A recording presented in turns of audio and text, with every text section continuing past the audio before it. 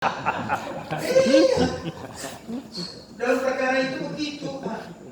Pak, biarlah dia kawin, asal saya jangan diceraikan.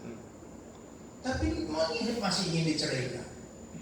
Makanya kadang-kadang saya bebankan yang agak besar.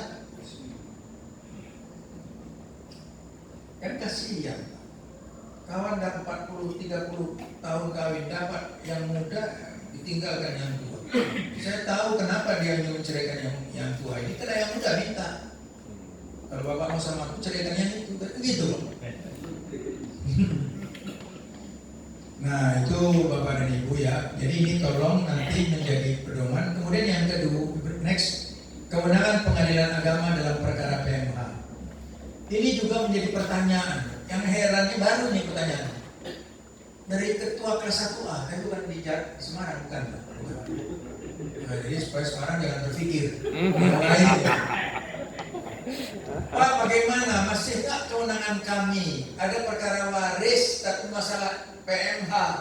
Saya bilang inilah yang menyebabkan PN sering mengadili perkara sengketa waris. Karena menganggap PMH bukan kewenangan PA. Saya bilang kembali aja itu ke 89 kita ini.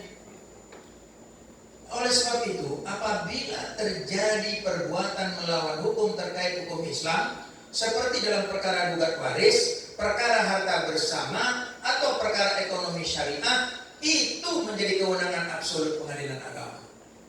Itu saya tulis dalam bukuan prestasi dan perbuatan melawan hukum ini, Pak. Saya tulis. Kenapa saya tulis? Karena itu jalannya. Kalau waris ada PMH bukan kewenangan kita. Saya bilang, kan sudah ada SEMA nomor berapa itu? Lupa saya. Di SEMA itu kalau sudah sengketa penjualan kedua, baru kewenangan peradilan umum. Tapi kalau masih penjualan pertama, PA. Ahli waris menjual kepada yang pertama, kepada orang lain, itu PMH. Karena menjual harta waris tanpa seizin ahli waris lainnya, itu mah PMH. Itu kewenangan kita. Ini yang bertanya begini kisahnya. Ini ahli waris sudah dibagi nih kewarisan. Kios ini dipegang untuk dibagi kepada saudara A. Hasil dari kios ini, dari toko ini. Tahu-tahu saudara A ini meninggal. Lalu oleh ahli waris yang menguasai harta ini tidak dibagi kepada anak-anak si A. Anak si A ini kan nuntut, tentu ini kan PMH namanya. PMH ini namanya. Ya. Tapi PMH yang seperti itu PMH yang pertama. Bukan PMH yang lain. Itu kewenangan kita. Jangan dibilang NO bukan kewenangan kita.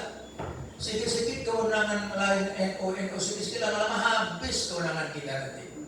Sedangkan yang ada nih kadang-kadang mau diambil. Ekonomi syariah mau diambil. Ya kan? Seperti perbuatan melawan hukum itu ada yang mengatakan itu bukan, mana ada, tanya Pak Mardi, sampai dalam Zoom disebutkan itu, mana ada hak tanggungan syariah, mana ada pengosongan syariah. Jadi tak keundangan pengadilan agama itu. Contohnya begini nih Pak, ini kan sengketa hak syariah, kemudian oleh bank syariah dijual lelang, boleh tak itu? Boleh kan, parata eksekusi namanya, langsung dijual lelang, ada pembeli lelang. Lalu pengosongan, itu bukan kewenangan pengadilan agama.